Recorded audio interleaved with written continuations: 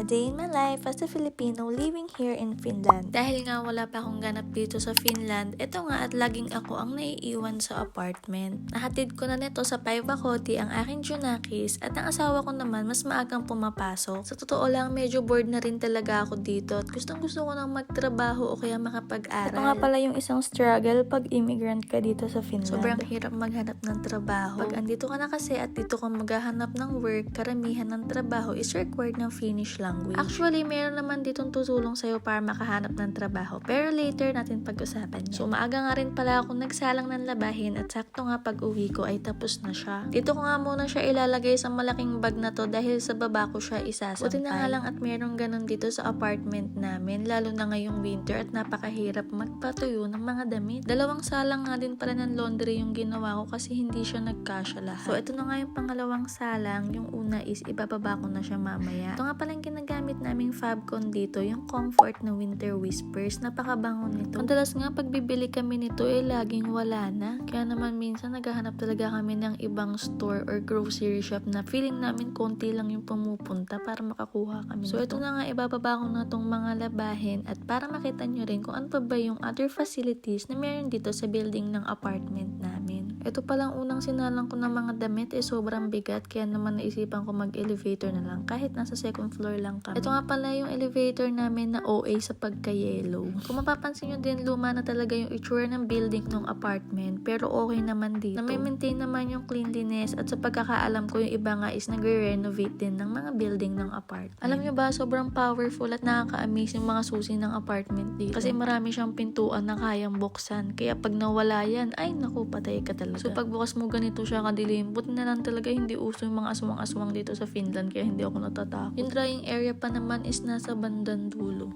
Pagkapasok ko nga dito, ang swerte ko dahil wala pang ibang nagsasampay. Yung paggamit kasi dito sa drying area is per schedule talaga siya. Kaya nga dali-dali ko agad chinek yung logbook at wala namang nakalista ngayong araw. Bali dyan mo isusulat kapag gagamit ka ng drying room. So balik nga tayo dun sa nabanggit ko na tutulong sa'yo kapag wala kang trabaho dito. Ito ay si TE Palvelut or TE in English pronunciation. So probably ito is part ng government ng Finland. Na kung if ever nga wala kang work or na-lay off ka sa trabaho mo, sila yung lalapitan mo at tutulong sa'yo para makahanap uli ng trabaho. Aside dito, sila rin pala yung nagpa-process ng unemployment benefits. Itong unemployment benefits or allowance is binibigay monthly while wala ka pang trabaho dito sa Finland. But honestly, hindi siya ganun kadali and possible na hindi ka rin makakuha for the benefits. And dahil medyo nagsistrict na nga dito sa Finland, napakatagal din talaga ng process. Other than this, kung may iba ka pang plano like pag-aaral ng Finnish language, si TE Palvelut din ang tutulong sa'yo. So ito nga yung plan na sinabi ko sa personal coach ko sa TE na gusto ko mag-aral ng Finnish language. Pero i-require ka pa rin nila na maghanap ng work. Bibigyan ka nila ng task na kailangan mo maghanap ng ganitong number ng trabaho per month and i-report mo yun sa kanila. October pa ako nung nag-start mag-apply sa TE and mag-start na maghanap din ng work dito sa Finland. Pero yun nga,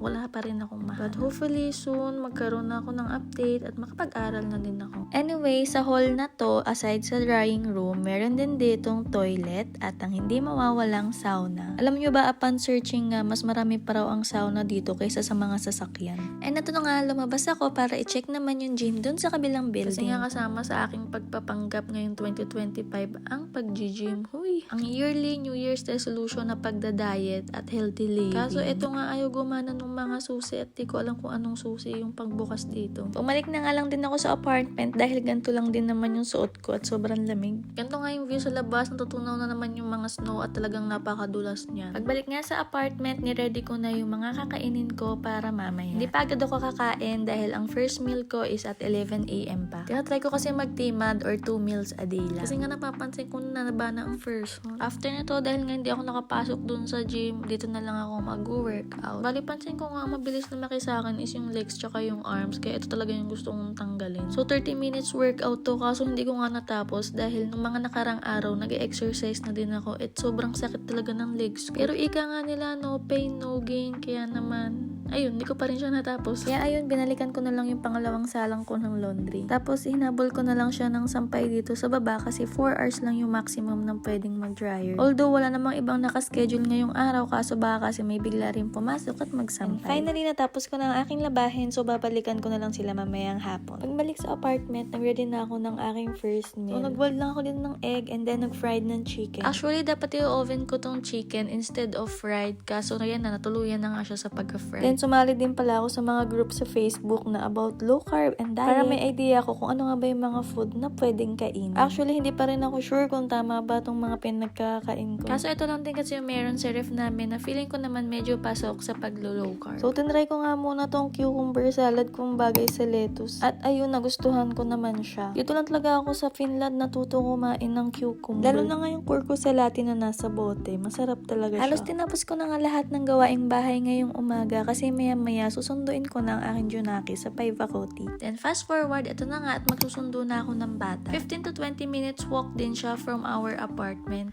Then estimated 30 to 40 minutes balikan and ito na rin yung ginagawa kong morning walk. And nakarating na nga ako dito sa Päiväkoti. Ito rin pala yung isa sa nagustuhan ko dito sa Finland, ang mga daycare. Dahil ang main purpose ng mga daycare dito sa Finland is to provide a safe, nurturing, and stimulating environment for children while their parents or guardians are working, studying, or otherwise unavailable. Kumbaga hindi mo kailangan isakripisyo yung career mo as an individual and as a parent. And isa pa, ang mga daycare dito is available for all children regardless of their family's income or employment status. And katulad sa amin, sa ngayon, wala pa kaming binabayaran dito sa Päiväkoti. And isa pa, dahil bata pa nga tong Junakis namin, we want him to adapt to Finnish culture at an early age. Isa talaga sa tinuturo dito is yung pagiging independent ng mga bata. Iba pa na ginagawa nila dito is mga indoor and outdoor activities. Maambon man or nag-snow is nag-outdoor activities sila. Bali, ito na nga at pauwi na kami. Maglalakad lang ulit kami pabalik sa apartment. Lagi din pala siya nagre-request ng pancake as merienda. And sakto nga nitong araw din na to, maaga ring nakauwi ang kanyang daddy. That's it for today's video. Hey pa! What?